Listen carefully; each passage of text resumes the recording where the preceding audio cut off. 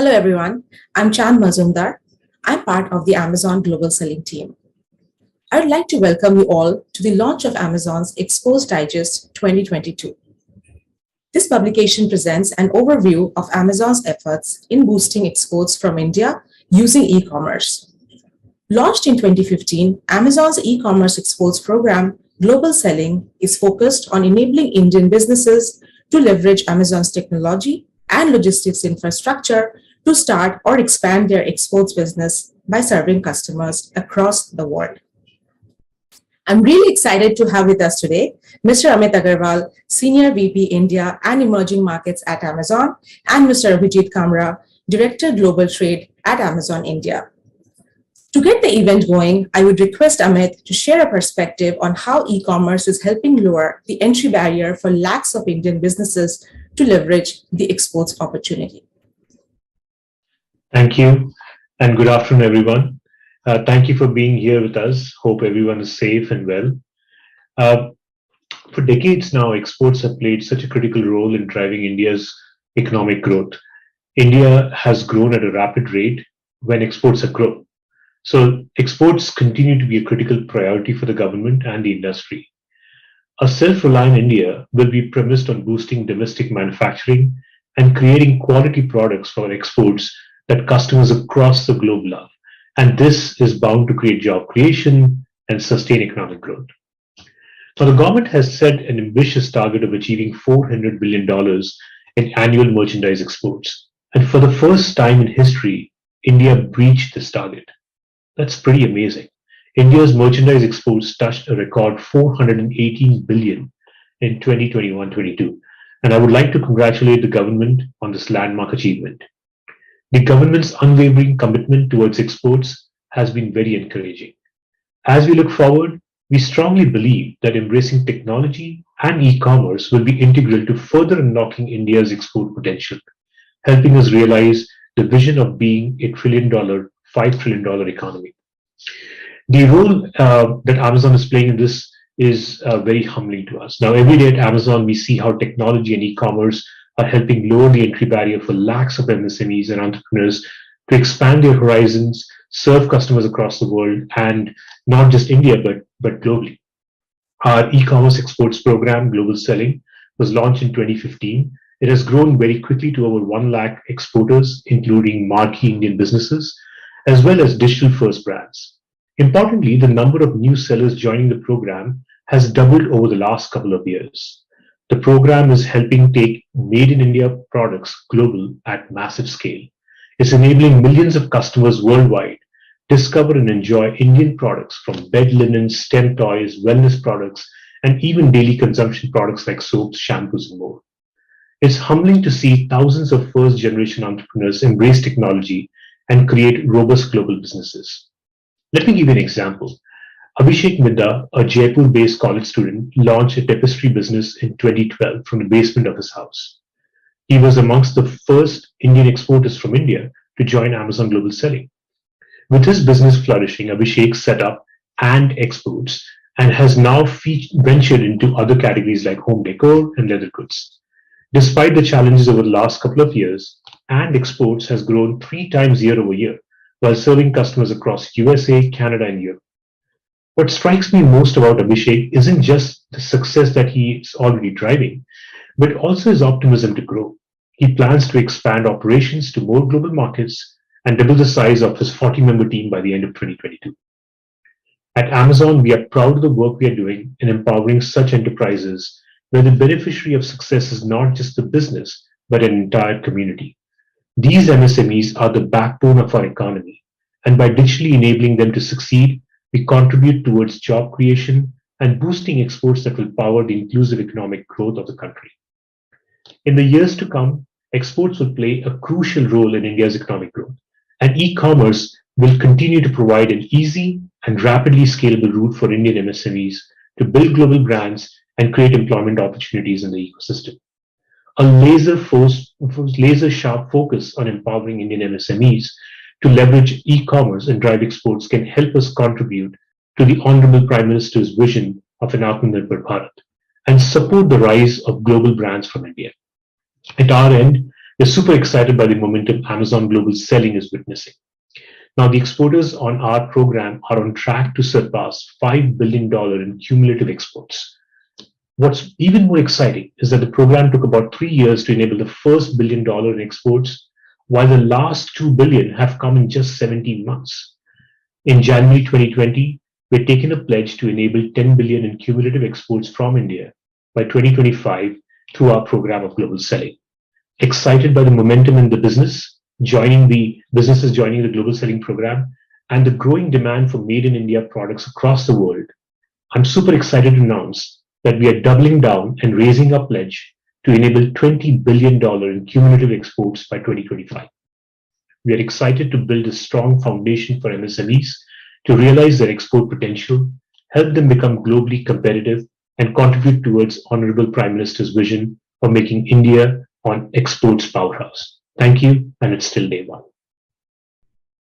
Thank you, Amit. Yes, indeed, there is unlimited opportunity for Indian exporters to expand globally by embracing digitization and e-commerce and contribute to India becoming a global exports hub. I would now request Abhijit Kamra to talk about key highlights of the Exports Digest 2022. Thank you, Chand. Hello, everyone. Thanks for joining us today for the launch of Amazon's Export Digest 2022. I'll begin by saying that conventionally, exports has been driven by big B2B businesses that had the scale and network to power global operations reach customers across the world. However, e-commerce and technology adoption have helped expand the opportunity to make it more inclusive for businesses of all sizes and locations in India that they are today selling to customers globally. Over 1 lakh such businesses from across our country are today part of Amazon Global Selling. They're leveraging Amazon's global presence, our investments in technology and infrastructure to build robust global businesses and create truly global brands from India. The Exports Digest 2022 brings together some of these key highlights on the kind of growth Amazon Global Selling has been able to enable for exporters across India. For example, more than 1 lakh Indian exporters now from the length and breadth of the country are participating in this exports phenomenon. Interestingly, exports isn't just a big city phenomenon. Today we have home entrepreneurs, startups, traditional businesses, and more from tier 2 and 3 cities join the program. The top cities from where we see maximum sellers joining our exports program include Delhi, Jaipur, Udaipur, Lucknow in the north, Coimbatore, Trichy, and Mysore in the south, Kolkata, Guwahati, and Siliguri in the east, and Indore, Mumbai, Ahmedabad in the west. So if you see entrepreneurs from across different parts of the country are participating in this phenomenon. They're able to list their products on Amazon's 18 international markets and serve millions of customers in over 200 countries across the world.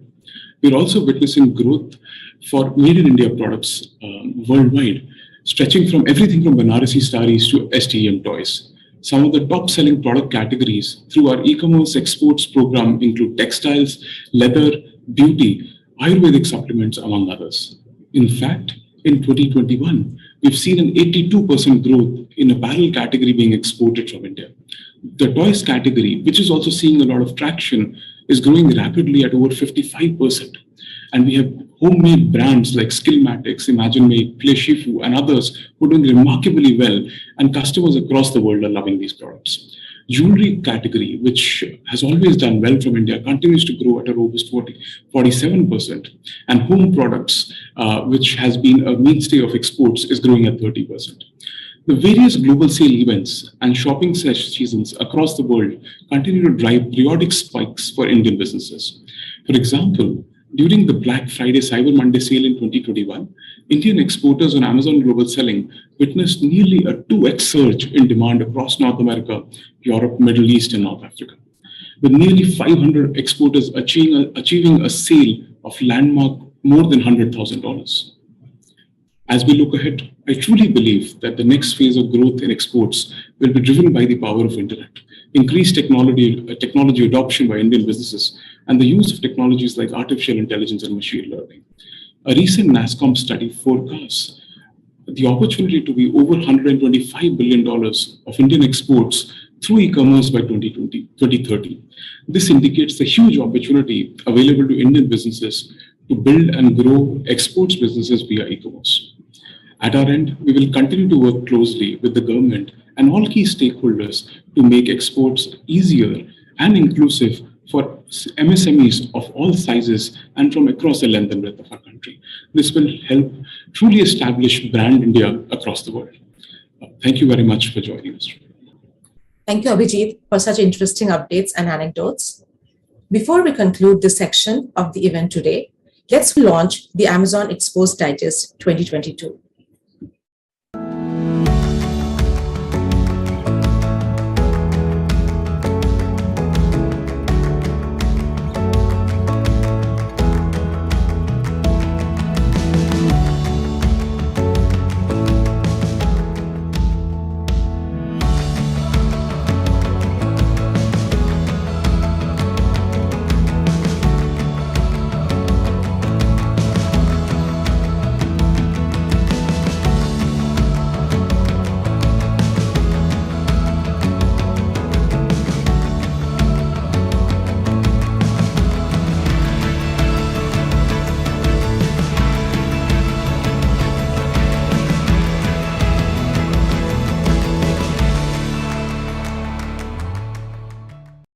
With this, we come to the end of this section of our program. Thank Amit and Abhijit for joining us today.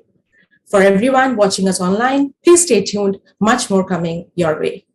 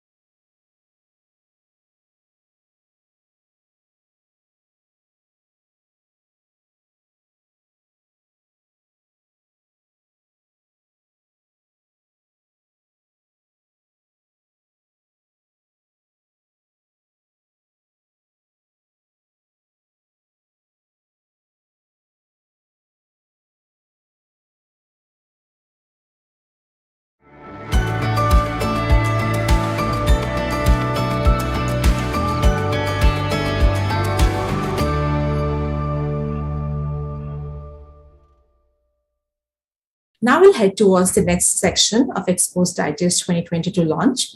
I'm delighted to bring you two exciting sessions. First session is the fireside chat focused on enabling MSME expos through e-commerce. And the second one is the Global Seller Spotlight with Bishwajita Mishra, Business Head, Sales and Account Management, Amazon Global Selling India.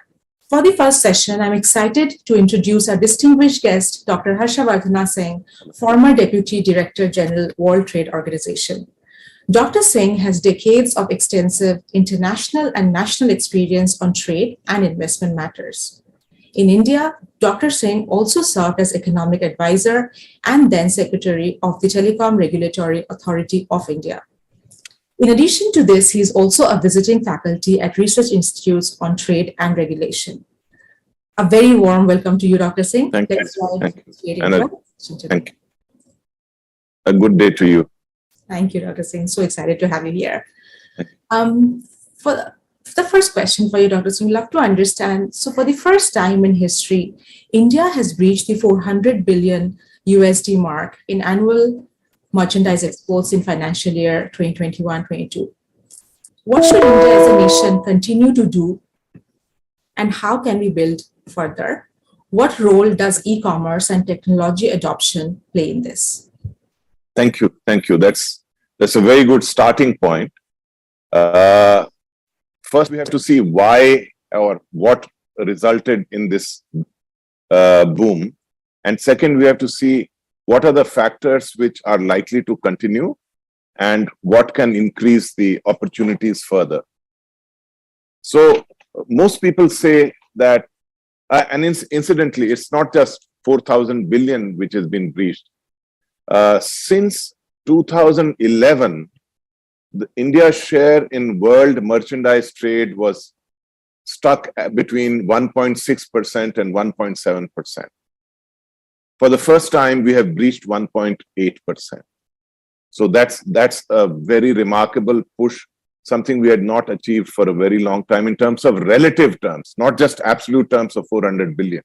The factors which people talk about include the fact that after COVID, there was pent-up demand, so the absolute imports went up.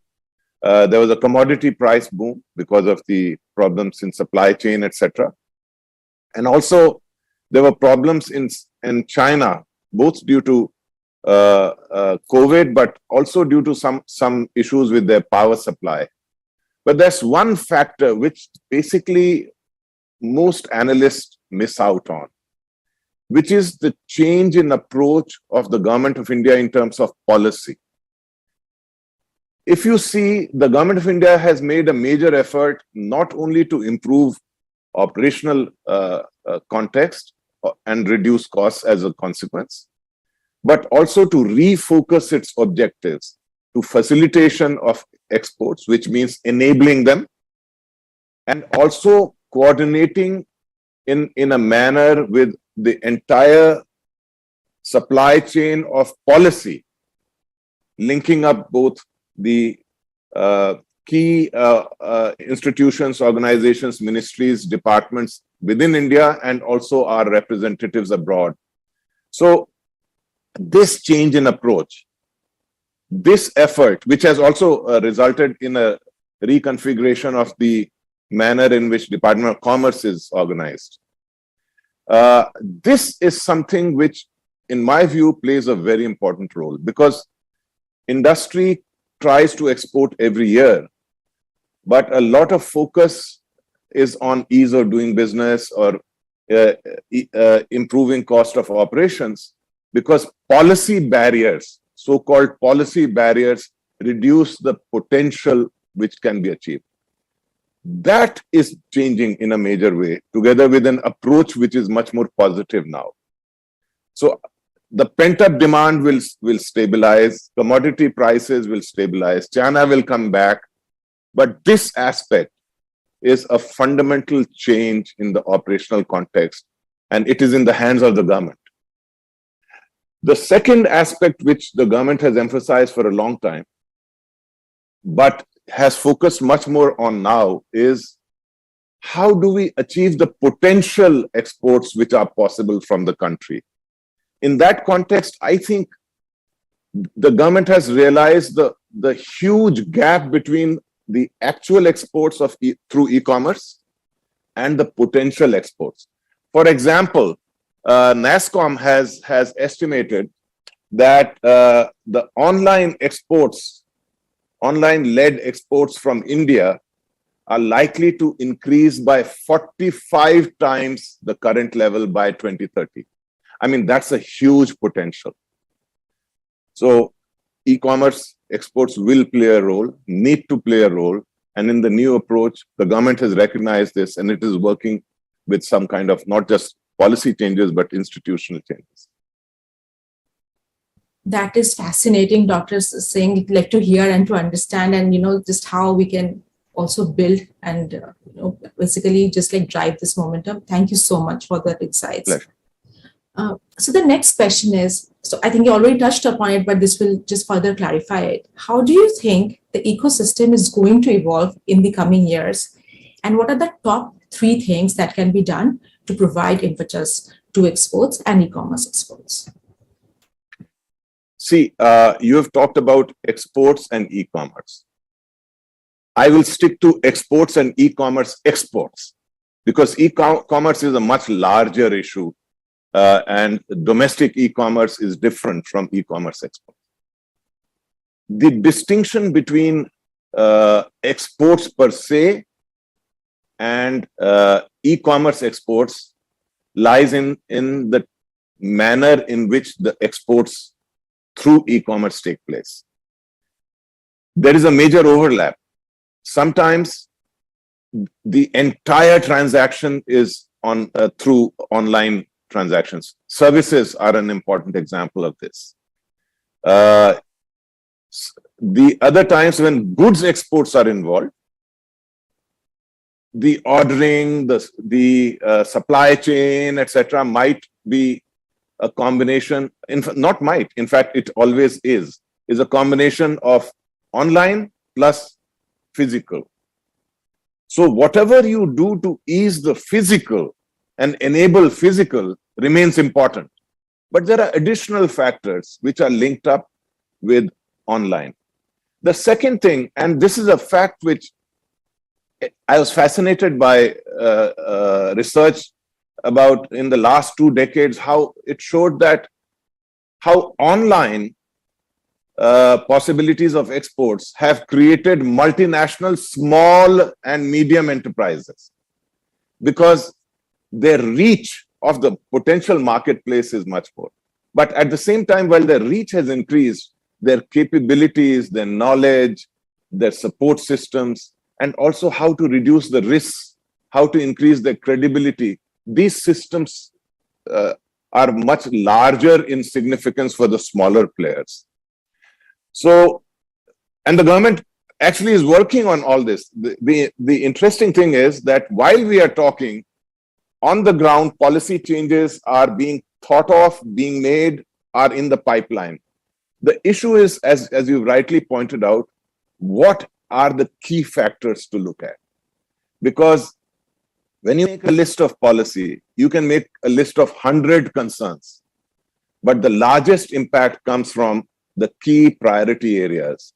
And the government is working on multiple grounds. I've made a list. There are so many things it's doing. I'll just read a few things, like growing internet connectivity, which is obvious, access to international and indigenous payment platforms, warehousing and logistic infrastructure. You can see that this involves both the normal trade as well as it feeds into the e-commerce trade. Specific forms for regulatory things like customs related, specific forms for e-commerce, because the issues might be different. The foreign post office, which deal with the transaction, with the products which have to be sent, they have a different mechanism for dealing with those products. How to improve the timing of that, how to improve the reach to these.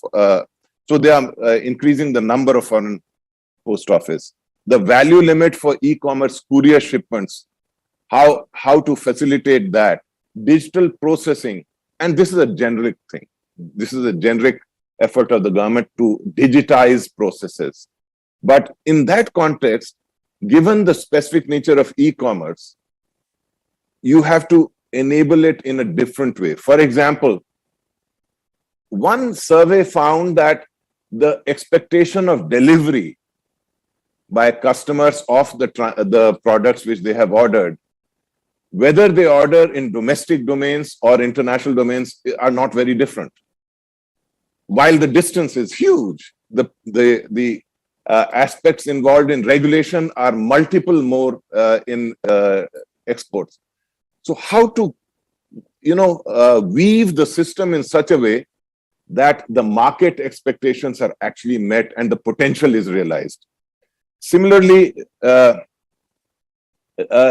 enabling a seamless experience, reducing the number of mandatory requirements, using risk-based assessment. All these are part of the game in conventional things.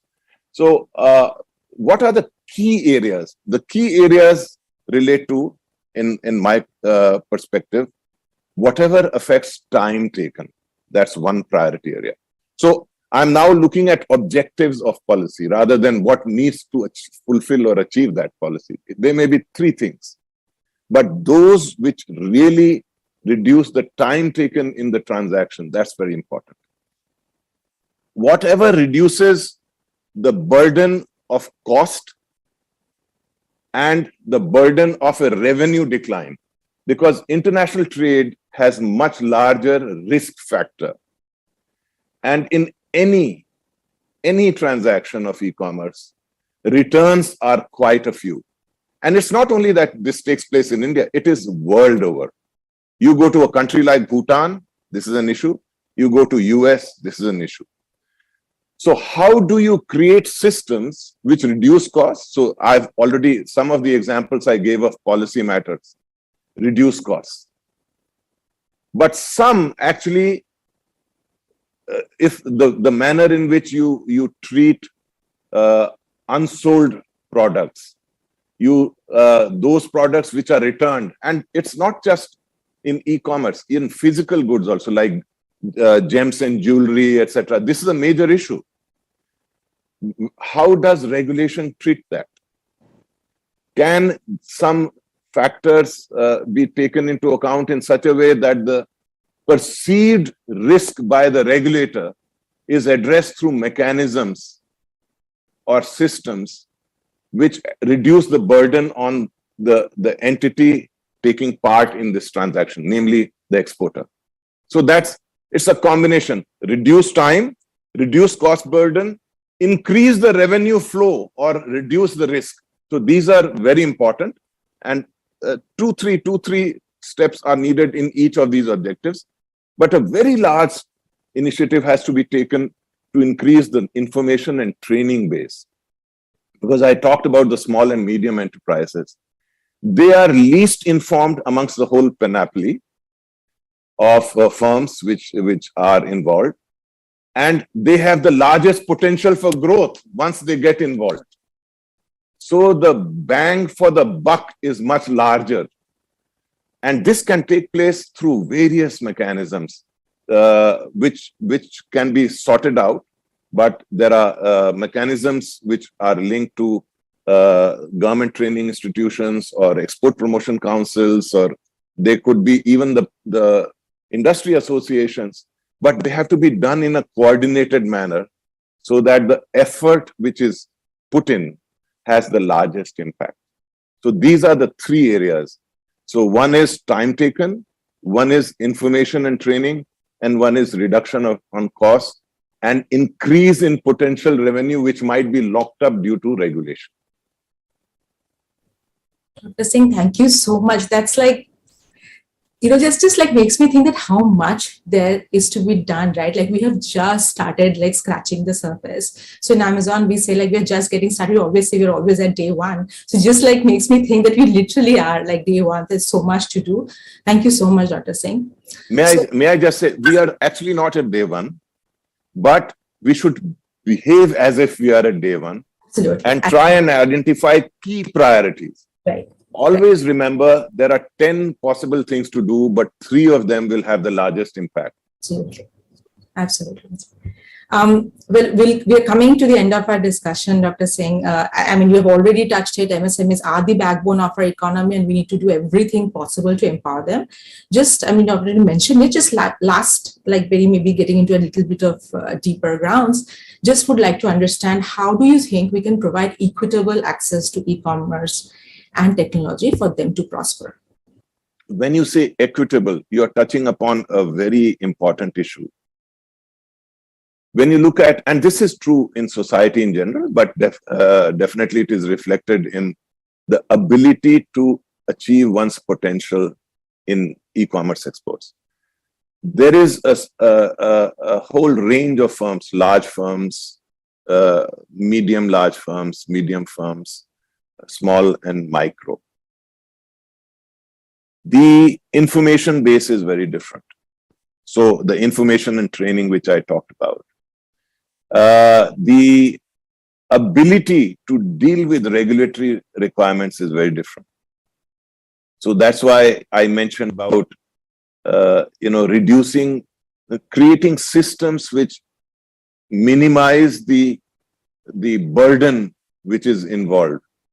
The ability to withstand changes in revenue and cost is very different. So all the factors which I've talked about, the problems due to them are much larger in the small and medium. Medium, less so than small, but still significant. So there are multiple ways in which online participation in trade facilitates. There are various international organizations which have developed tools where you can actually carry out online exhibitions, 3D kind of exhibitions. So the training which takes place should take account of the existing tools. And there is a small number of organizations which one could start from. The government interacts with them, but to identify key tools. Some of these tools are specific to agriculture. Some of these tools are specific to exhibitions. Some of these tools are specific to linking up with partnerships abroad, etc. So in the supply chain, which part of the supply chain can be facilitated through online participation?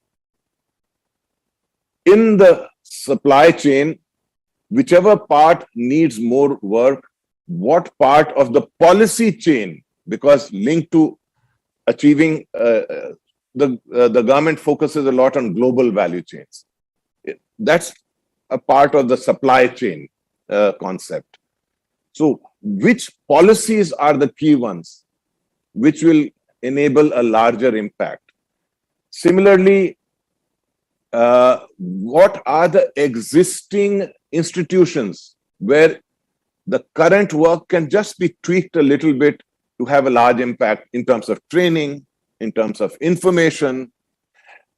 You find it very difficult to have an export promotion council for e-commerce per se, because the number of exporters are so large. So how do you enable the institutions, or which kind of combination of institutions do you put in place which are able to support the export initiative? What are one of the biggest kind of factors which makes it relevant for accessing larger markets is credibility of the product. So how there are mechanisms now, existing platforms, for example. You are one of them, but you are not the only one. So, but the platforms serve a purpose. They provide logistic support. They provide a possibility of quality check, a first-time check. They have the knowledge of different markets. If something along those lines could be consolidated so that the links with platforms can become much more structured, oriented towards addressing the problems of the exporters. And maybe there could be groups of success cases. I know of success cases on Amazon, on other platforms. If some of these could be put together as inspiration or sources of knowledge or answering frequently asked questions. So something which actually improves information, shows the potential, identifies the avenues and ropes to follow. That aspect, plus, of course, the three key areas which I talked about: time taken, cost and reduction, revenue augmentation, combined with, this is the third aspect I was talking about, information and training. But training comes in many ways. Training in a training context is different. Training, learning about problems encountered when actually conducting business and getting solutions is very different. So we should look at possibilities of these success cases and interaction with those groups, plus platforms could help. And also we should look at how other competing nations of India have addressed issues. You know, APEC is a very good example of a group of countries which exchange experiences, and through that have actually reduced their cost of operations and increased their competitiveness and market reach. Something like that would be very, very good. And the starting point has to be those who miss it the most, the small and medium.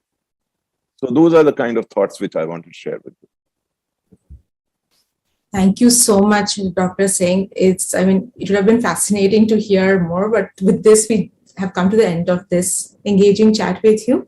Thank you. Thank you so much for joining us today and sharing your thoughts with us. Thank you. And wish this whole objective of increasing exports through online transactions great success. And India has great potential, as I talked about. Thank you so much, Dr. Singh. Thank you. Bye-bye. I would also like to thank everyone who's logged in to be a part of this discussion. Stay tuned for our next session on celebrating the inspiring journey of exporters from India.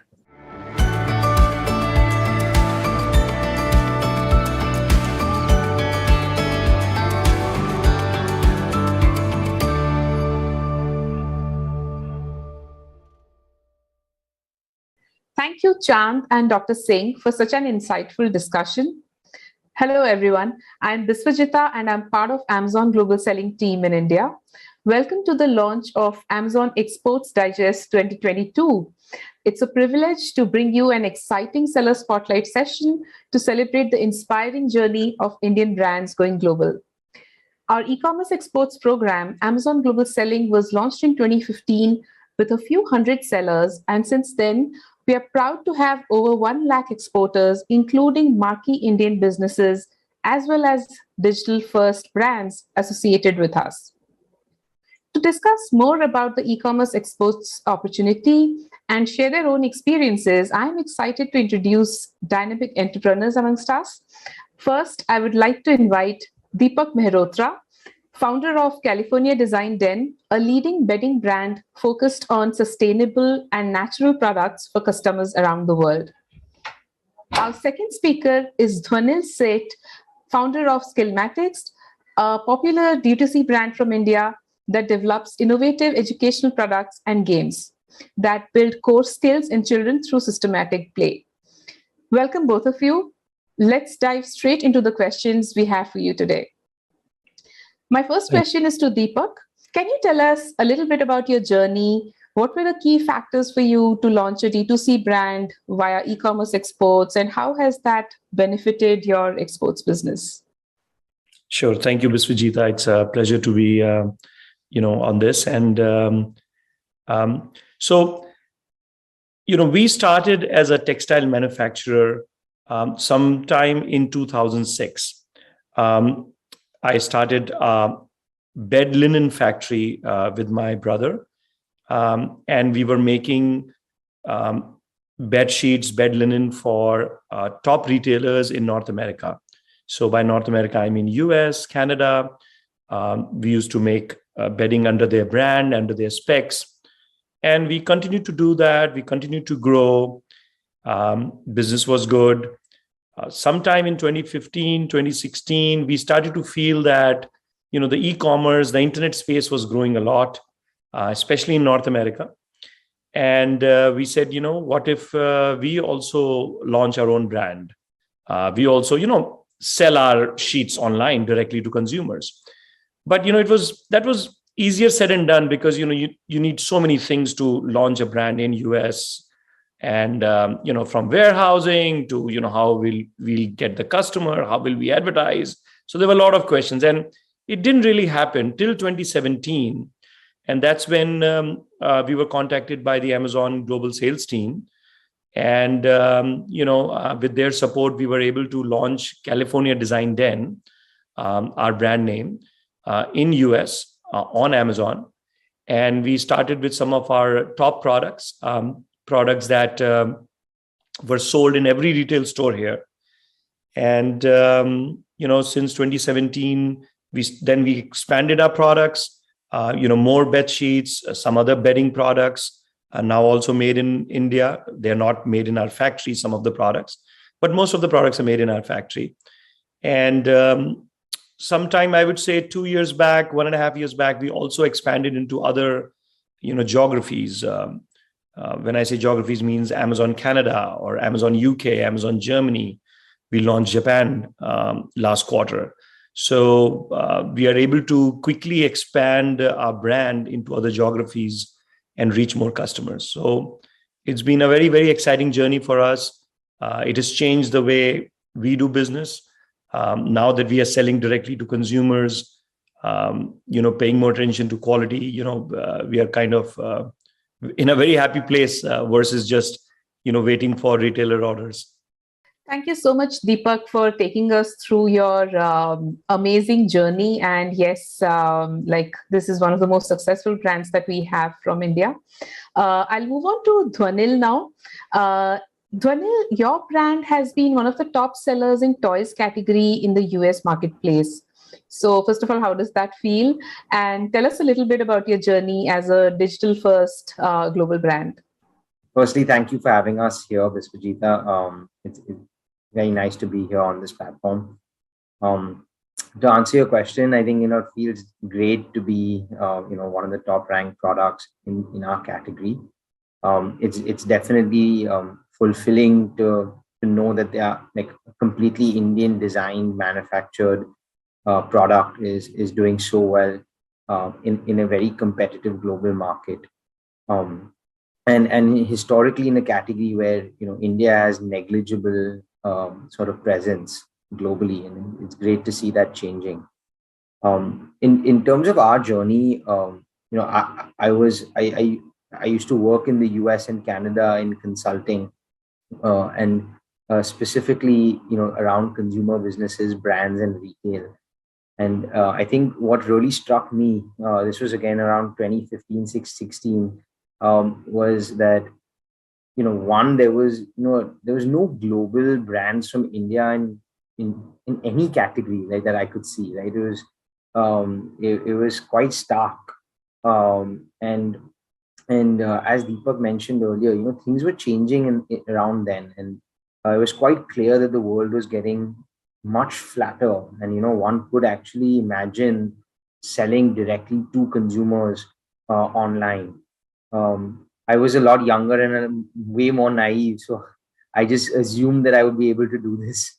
So I, quit my consulting job, moved back to India, and then identified, educational products as a category where one could build a global brand. I felt India historically has been extremely strong when it comes to education. We have a very strong base of teachers. We had good design, we had good printing and production facilities. And so I felt one could build a brand there. Little did I know how difficult it would actually be. We started out, initially doing international trade fairs, almost the old way of trying to go global now. And, I faced tremendous rejection because we were a bunch of young Indians trying in an industry that again had very little to no Indian presence, and we were trying to be the brand, and obviously tried that and we had some moderate success, but people just wouldn't really take us seriously despite us believing that consumers would love our product, because that's what we were seeing. But around that time, it was around 2017, 18, similar sort of time frame. we're obviously selling in India and we're doing quite well. And Amazon, approached us with this opportunity. And, I think our companies, our brand is Schematics, but our company is called Grasper Global because like going global was the entire vision with which we started the business. We naturally leaped on it. And then, I think the sort of support that we got in, figuring out some of the initial issues around logistics and fulfillment and, just being able to learn how to communicate and market to like an international audience was very instrumental early on. Obviously, since then, the brand has grown tremendously. We now are in the US, of course, highly ranked in our categories on Amazon, but it is the success on Amazon enabled us to actually take the brand to like Walmart and Target and retailers as well. And so, all those people who didn't sort of take us seriously, suddenly when you have consumer validation, things sort of turn quite dramatically. It's definitely been a wonderful journey, and we're just hopefully just getting started. Thank you, Dhanil, for taking us through your inspiring journey. My next question is going to be to Deepak. In your view, what kind of opportunities exist for Indian exporters today in the global markets, and how can an exporter leverage such opportunities? Sure. As Dhanil was saying, and when they started to make toys, they kind of dig deeper into core competence of teachers and great education system in India and the diligence of it. Similarly, I feel that there are many industries where India already has a lot of core competence, right? So if we look at, textiles, of course, is easy, but even garments or, handicrafts, carpets, I don't think, any country in the world can beat, carpets, whether in quality or range or price that come from India. So like this, there are so many categories where India has a lot of core strengths. And now what has happened is, it is not that all the customers have same taste, but, overall, it is definitely becoming, flatter. So there are a lot of, with social media, there are a lot of things that go around so quickly that the best rises up to the top.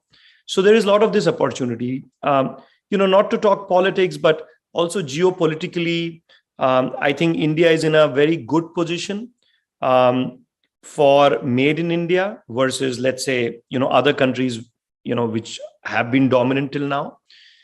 So that also is an advantage. And then, like Amazon provides this platform, the manufacturers or sellers can directly sell to the consumer. This, I think, is tremendous because, like earlier, if you wanted to export, you will go to a trade show, you will meet retailers, you will meet wholesalers, what we call middlemen, right? Because end of the day, if you're making the product, it's your brand or you're making a product, you want to sell to the customer who's going to use it.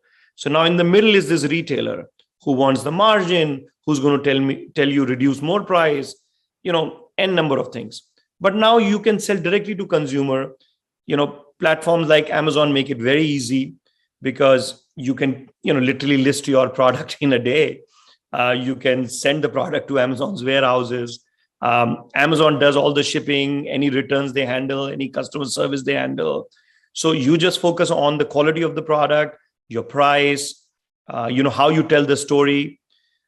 So I think this is a great opportunity. Now, it's not easy, but what is easy? I mean, if you, let's say, want to open a clothing store, on a main street in, I don't know, Karol Bagh or, in Mumbai on Linking Road, that's not easy. I mean, you need to get customers, you need to have good product, your quality should be good.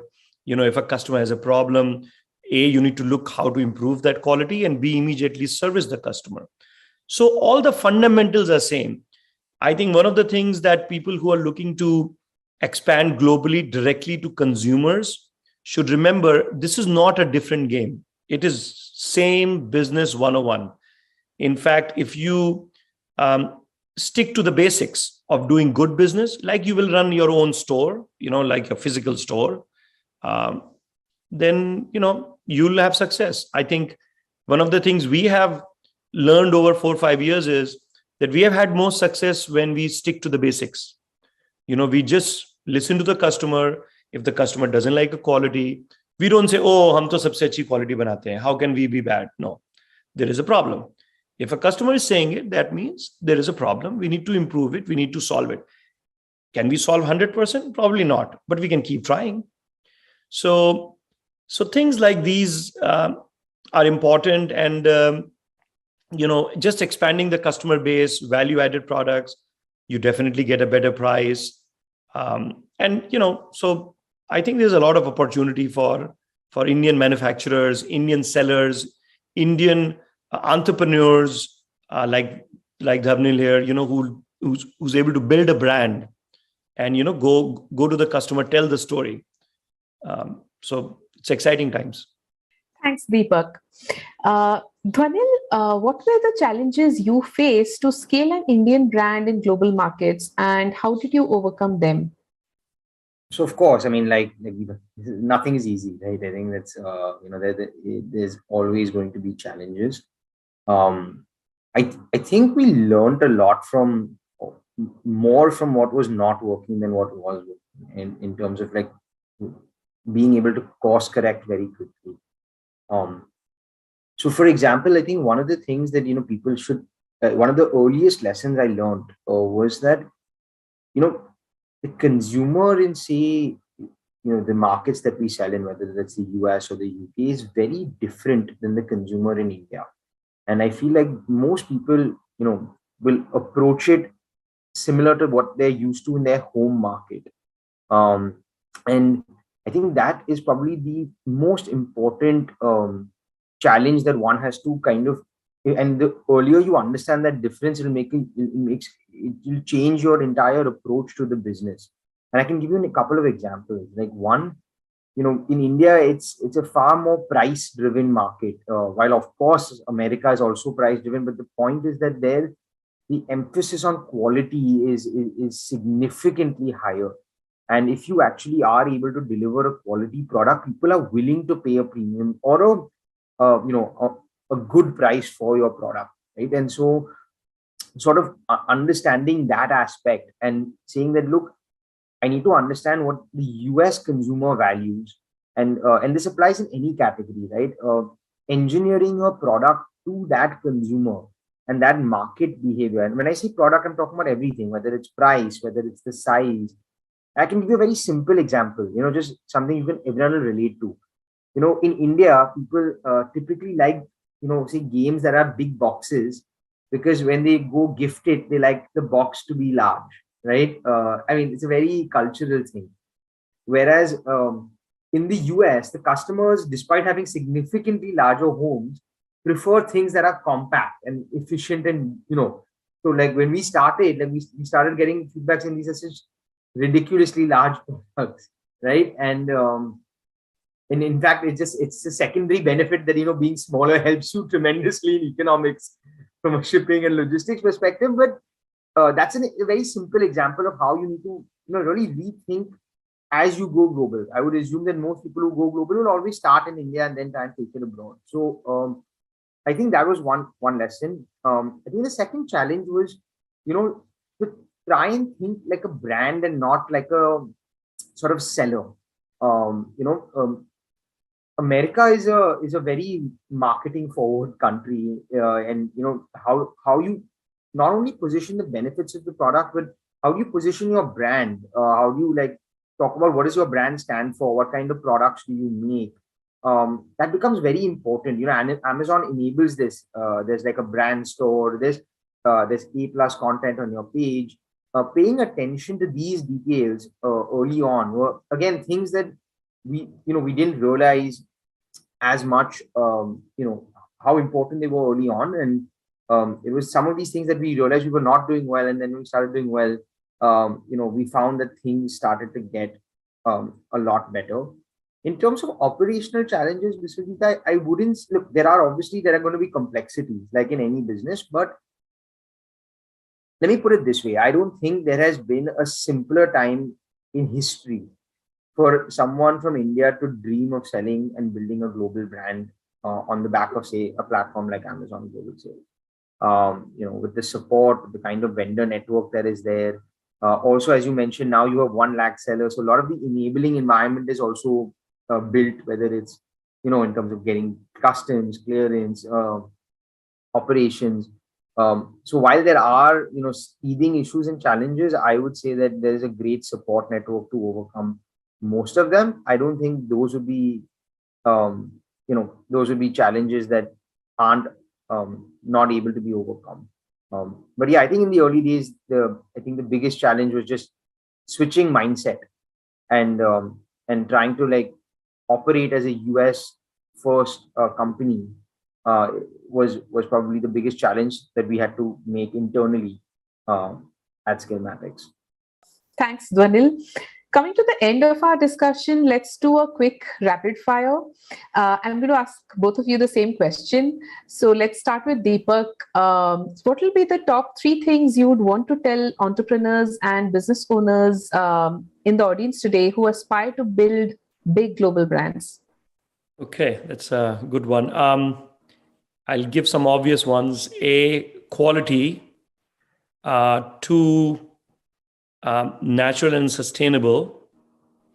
And 3, listening to the customers. So constant improvement of your product or your service, So, and by quality, I just don't mean just the quality of the product, the quality of the product, the quality of the packaging, as we were talking about, the image on the packaging, so how it looks, the quality of your photographs, the quality of your video. So the whole story needs to be quality.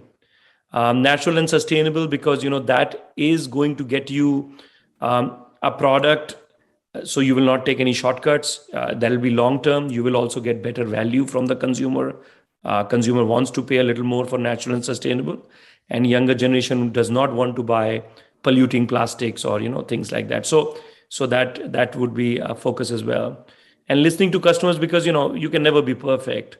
So you constantly need to build a team and a mechanism to listen to the customer, the reviews, and constantly challenge yourself, improve. I think those 3 would be my top 3. Cool. Dwanil, same question. I think agree with everything that Deepak has said, but I would say one is just focus on brand from the day one, right?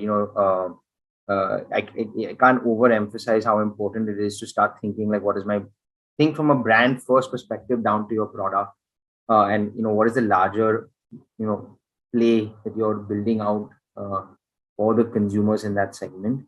The second one I would say is speed. Operating in a digital environment allows you to move very fast. And so like Deepak mentioned earlier, you can list in a day. I mean, you can even send like 12 units via an air shipment, right?